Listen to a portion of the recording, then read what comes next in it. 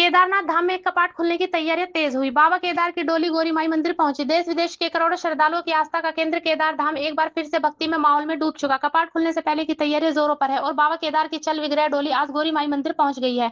मंदिर परिसर में श्रद्धालुओं ने भक्ति भाव से दर्शन कर आशीर्वाद लिया। वहीं हर हर महादेव के जयकारे गूंजते रहे। कल बाबा की डोली अपने अंतिम पड़ाव के लिए रवाना होगी, जिसके बाद कपाट खुलने की अंतिम प्रक्रिया पूरी की जाएगी। प्रशासन और मंदिर समिति ने यात्रा को लेकर व्यापक इंतजाम दिए।